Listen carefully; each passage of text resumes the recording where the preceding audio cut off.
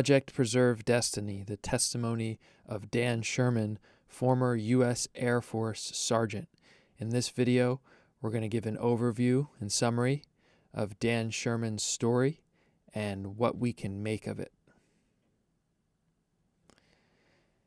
Dan Sherman wrote a book in 1997 called Above Black. He claims to be a former U.S. Air Force Sergeant and claims to have worked on a project with the NSA, National Security Administration, communicating with aliens.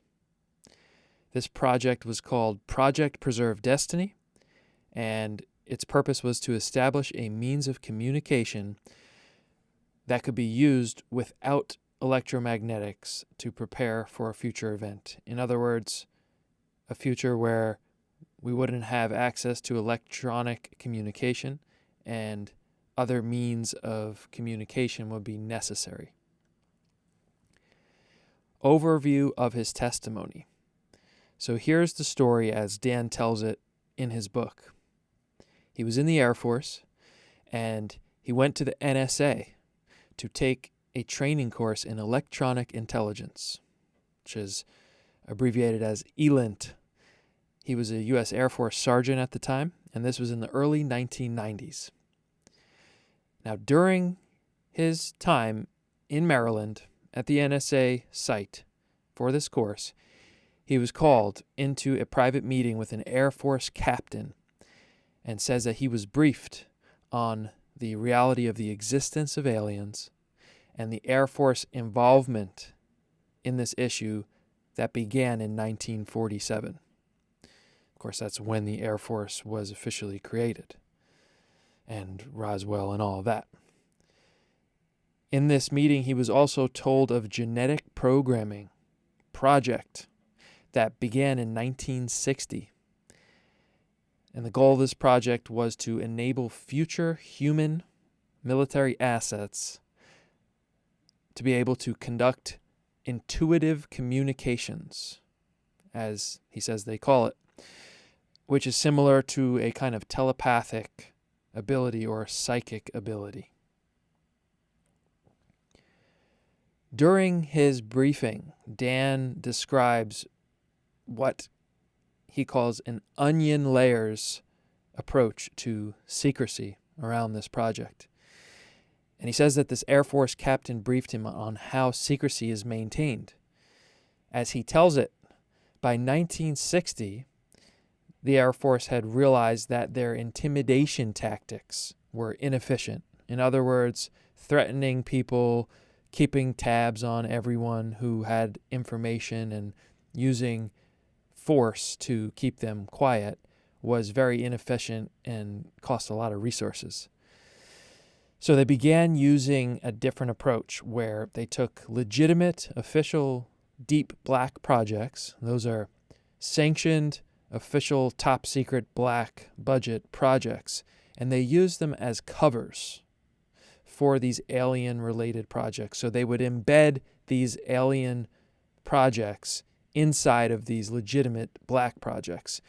And the main goal was to guard against members of Congress who were making inquiries that they could then be briefed on the legitimate black project, but not the deeper secret classified project. And this has been told in several other areas of people who have written and spoken on how secrecy is kept around this topic, that this is the tactic that's used, and part of the reason why Congress members to this day are unable to get information and have oversight of these alleged alien and UFO, UAP programs.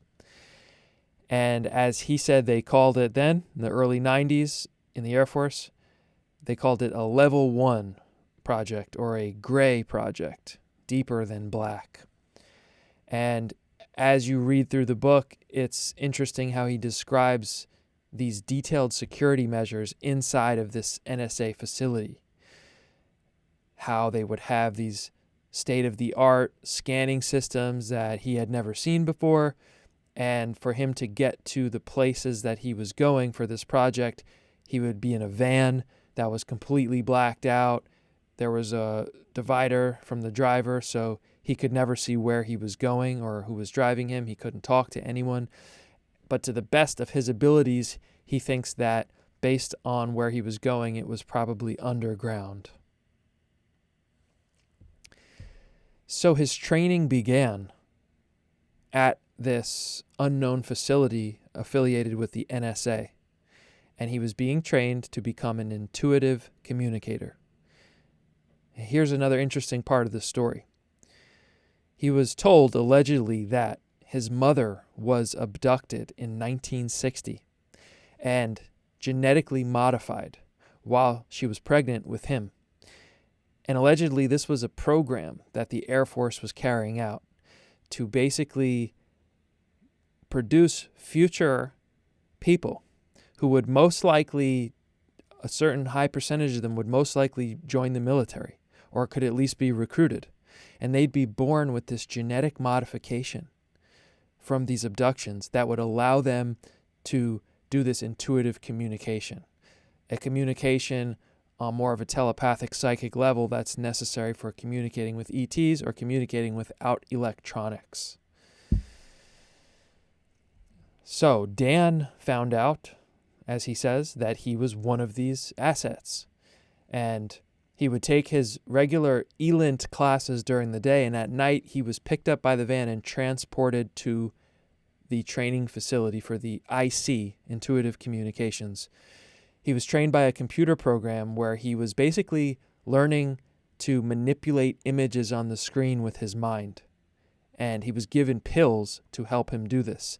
You see in the image up in the right there, as he tells it, those sine waves, he had to try to flatten them with his mind. And as he tells it, it took him weeks, but then eventually he was able to actually do it.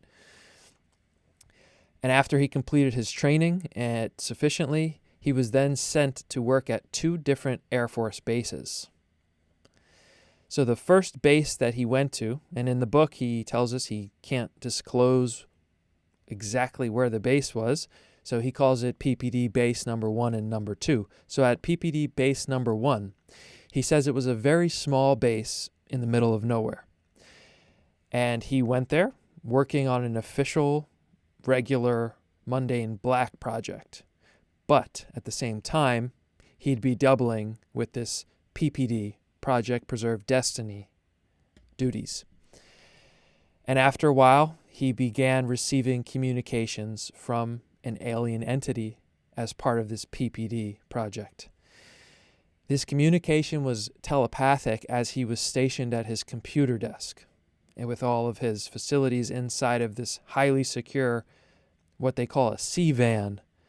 It's almost like a stationary van with all of these electronics, and it's him and one other partner in the facility. This is where he would get his intuitive communications. It wasn't as if he was meeting the alien face to face and seeing the alien. And his job was very simple. He was to receive these communications and then enter them into the report. And as he tells it in this first base, these communications were just sequences of numbers. It was no conversation or words. It was just a bunch of numbers. But eventually something happened towards the end of his time at this first base. As he tells it, he accidentally broke through and kind of overcompensated during his mental training, during his mental abilities that he was utilizing, which, as he says, they're hard to explain and put into words. But he broke through to this higher plane of communication. And the alien entity he was communicating with noticed that. And he nicknamed this alien entity Spock. So Spock welcomed his communication on this higher plane. And they began to be able to talk a little bit. Spock explained to him that in this program that he was currently working on, the Air Force was simply just checking how accurate his reports would be. In other words, they're checking the accuracy of his abilities. And that's why the alien Spock was just giving him number sequences. So it was a very routine process to see how accurate Dan Sherman could get the information and then log it. And in their limited communications, Spock was impressed that what he called a water being, is what he says he referred to humans as, which is kind of interesting because we are this water-based being. 75% or more that we're made up, our body is made of water. And Spock was allegedly impressed that the human was able to communicate on this higher level. And as Dan tells it, he sensed that there was kind of a scientific interest from this alien in their communications. He didn't stay at that first base long before he was transferred to a second base, PPD base number 2. Now it's interesting because, again, he doesn't give us the name or the location, but he says that this was a much larger, massive Air Force base, and it was a more well-known Air Force base. So we could imagine where this might be. There's certainly a handful that we could think that this may be going on in a secret facility. And when he started working on this new black project, where he would double with doing the PPD communications reporting, he basically went right away into this higher level communication to try to communicate with what was this new alien entity that he nicknamed Bones. He jumped to this higher communication plane, and then he just started asking Bones more questions in an informal way. And also, as a detail, he was continuing to have to take these pills to help him during these communications. So he was able to have a number of communications with Bones, and as he tells us, he had about 75 communication sessions with Bones, in which many of them he was able to ask these questions. And so he kind of summarizes what he was able to glean from this. And from what Bones told him, he said that time is different for them, for the aliens, and their ability to travel vast distances depends largely on their manipulation of time. He asked him about time travel, and he was very vague on the answer. He was told time travel doesn't work as we might imagine it, and that they travel around time, but not necessarily through it. He asked him about spirituality, God, religion, and essentially what he concluded was that he was being told from Bones that we all come from the same source. And in terms of visitation from these aliens, he was told that they have been visiting us a very long time, meaning ancient times to now. Furthermore, he concluded that these aliens possibly interbred with humans at some point. Bones told him that our sun is very unique. And interestingly, when Dan asked Bones for information about the nature of Project Preserve Destiny, Bones would usually just sign off and not answer those questions. But the only information that he was able to get from Bones about Project Preserve Destiny was that more than one country was involved with it. As Dan continued his work at this second Air Force base, the nature of his communications started to change, in that he began receiving communications that he figured out were logging abductions, alien abductions that were taking place in the U.S. They would include locations, dates and times, and certain details that made it clear to him that this was referring to abduction experiments. So when Dan started realizing this, he decided he did not want to participate in the program anymore. He couldn't get any answers. He wasn't allowed to know any more about it. So he applied for discharge, and he was denied. And in fact, as he says, he was told that he would never be able to leave the program now that he was in it. And as he tells us, he can't specify for legal reasons in the book, but he says he figured out a way to force his discharge. So it's open for interpretation, but basically he did something that forced the Air Force to have to discharge him, and he was able to get out of the program. So it's a fascinating story. What can we take away from it? Well, here's my analysis of it.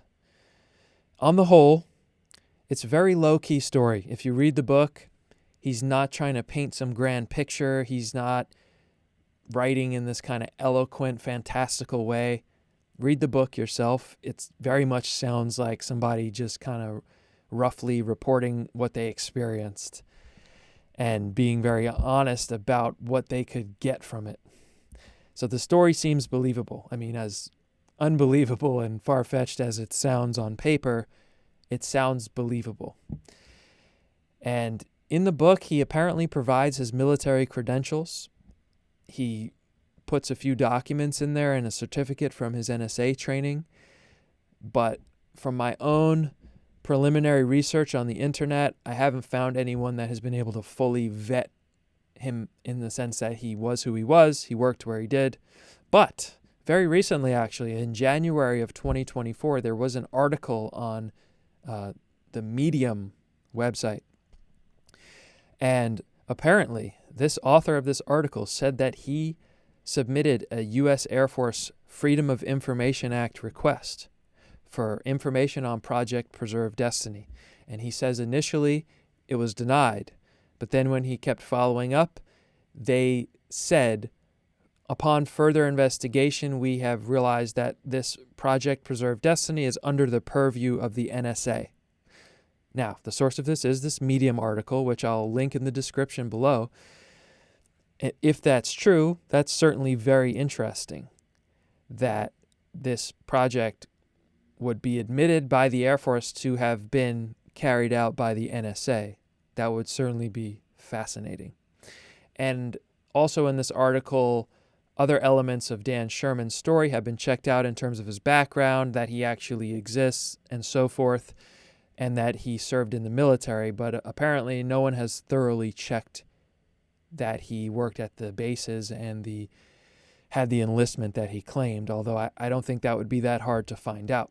So if this story is true, which it seems like a good candidate to be legitimate, it offers a very unique perspective on this whole UAP, UFO, alien, cover-up, conspiracy, what's the truth, what's made up, this whole milieu that we find ourselves in. This offers a unique perspective that's also revealing in some key ways.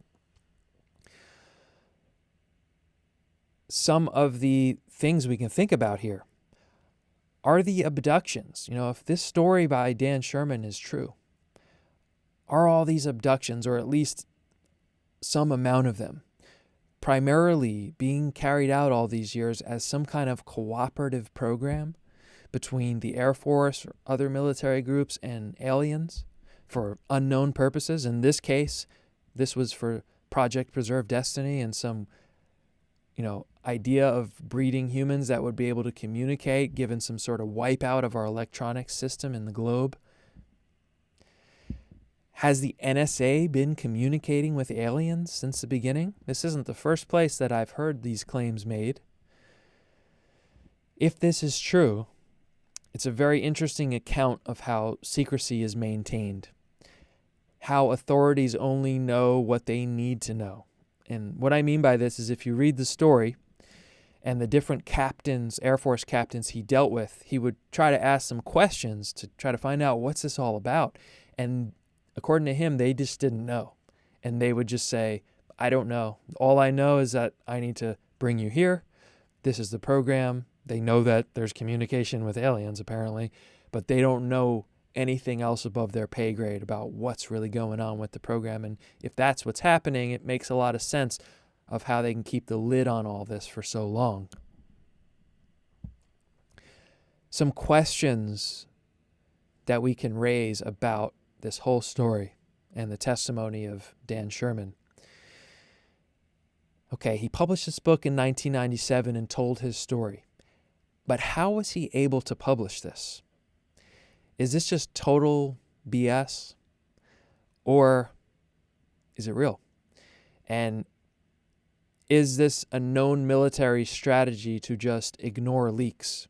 For example, I've uncovered documents from as early as 1947, internal communications once classified in the Navy and in the CIA, saying that when information was leaked about secret classified projects, it was better for the military to just ignore it than to respond to it, because by responding to it, it acknowledges that there's something legitimate to it. So maybe the fact that it seems, as far as I can tell, there's never been any kind of response debunking or addressing his story, is that one of the military strategies? Just ignore it, and therefore you're not even recognizing there's anything to it.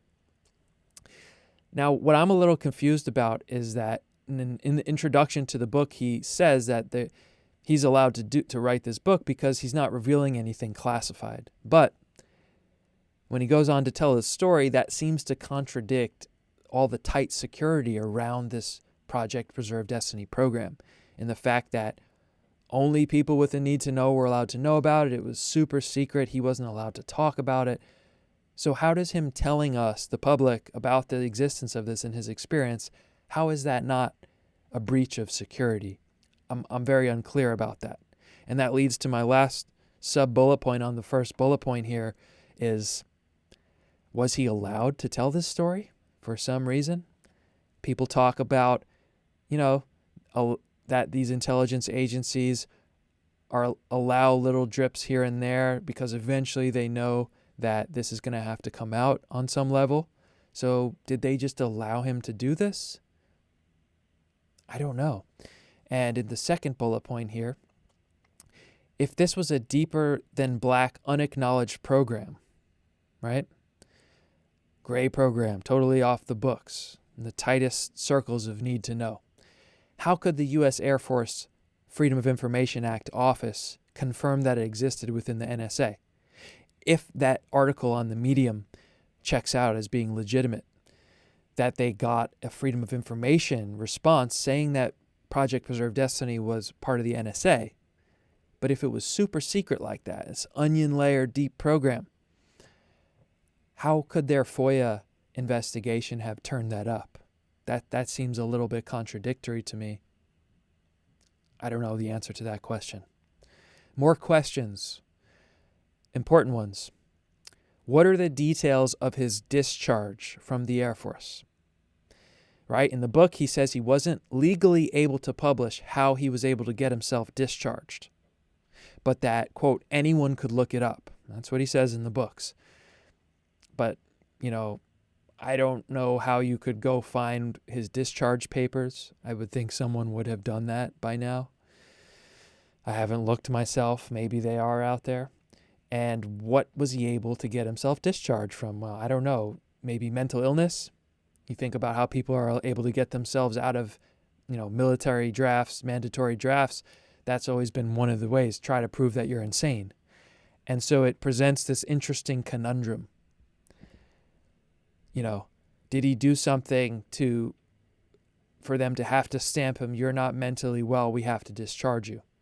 And if that's the case, does that present this conundrum of, was he discharged because he thought he was communicating with aliens? And so does that almost discredit his whole story? Or was he really involved in this program and he wanted to really get the heck out of it and not be stuck to it for the rest of his career or life? And so he pulled that card on them. I don't know. But it's interesting to think about it, and it's an important one. It's an important one to know if this guy is just making this up or if it was legitimate. But on the second point here, given how low-key he has been since 1997, you look this guy up. I only spent maybe an hour or two doing more research on him. Of course, I would like to do more. He did an interview on Art Bell that you can listen to, although it's hard to get access to. It looks like you have to pay for someone's Patreon for that episode. But it's a 3-hour interview. I'm going to listen to that.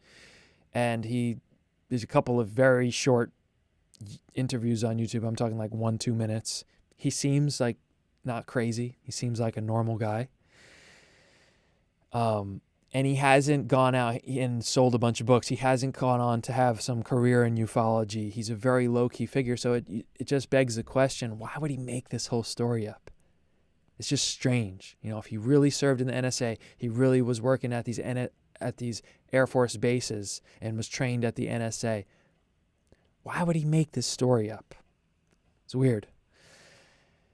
And my last point here, I find the timing that he came out with this book in 1997 at the same time as U.S. Army Colonel Philip Corso's book, Day After Roswell, which is another kind of mystery conundrum in my mind. This guy, Colonel Corso, fully legitimate military guy. Everything checks out on him. He worked at this foreign technology desk at the Pentagon. He had these private meetings, and his whole claim was he was given the Roswell files. And he found out all this information about Roswell. He found objects and items from the Roswell crash that he was able to give to top private industry executives and scientists, and they were able to start reverse engineering it. So that's his whole story. The Roswell crash was real. It was aliens, this and that. And I also always found, after reading that book and then starting to research the response to it, that it was like, the Army never said anything. You would think that you just come out and say, folks, he's made this whole story up. The Army has never been involved in such events. But that never happened. And so it's interesting. You get this book from Dan Sherman, you get this book from Lieutenant Colonel Corso, and there's never an official response. Did they allow these books to come out? Was something happening in 1997? That's also when the Air Force was forced to revisit Roswell, and they came out with more cover stories that were found to be pretty bad and were disproved, and then they tried to cover it up with another report. So I don't know, something to ponder. What was going on there in the late 90s, and was he maybe allowed to publish this book? And so our last round of questions that I couldn't help asking about this whole story. What kind of pills was he being given? What are these mysterious pills? They never told him what they were. What kind of pills are they? Helping him activate his psychic abilities. If his story's true, we can only imagine what else is going on in all of these deeply classified programs. If this is true, what's the nature of this collaboration between aliens and the military? What else are they doing? What's going on? And what's the NSA's role in all of this? And my last question is, if we can get a subcommittee in Congress, if we can get a Senate committee, which is what should really happen with this whole topic, especially since the Senate's the ones who made the Schumer bill and the UAP disclosure bill. We need a Senate investigation of this, but we'll take the House, though, at least. If they get an investigation with subpoena power, meaning they can call witnesses to the stand to testify under oath under a fully documented investigation of these claims that David Grush and others have gotten the ball rolling on this. What's going on? Are there aliens? Are there UFOs? Does the government know about it? Are they hiding it from Congress and the people of America and the world? Would someone like Dan Sherman, who's still alive to my knowledge, testify before Congress? And I think people like him should be subpoenaed. This ain't just some science fiction thing. This guy, Dan Sherman's coming out. He's writing this book. He's saying, this is what I did. This is where I work. This is what I know. Take it for what it is. If it's true, get this guy under oath. Get him to name the exact locations, the exact captains that briefed him. Then get those captains subpoenaed. This is, to my mind, the logical way that you investigate this. But it appears that there's something much deeper going on that maybe we just can't even fathom. And we'll see. I think something's going to happen. In any event, I think the story really gives us a different perspective as to what might be going on. If Dan Sherman's telling the truth, it's a very simple story to take into account. Are they Are the abductions, part of the abductions, about breeding humans that can communicate with aliens? Is there these collaborative programs between alien species and military units? These are claims we hear elsewhere. I recommend reading the book. It's actually a quick read. I think it only took me like 2 nights of reading it, and it's very interesting. So that's all for this story. Thank you for watching, and I'll see you in the next one.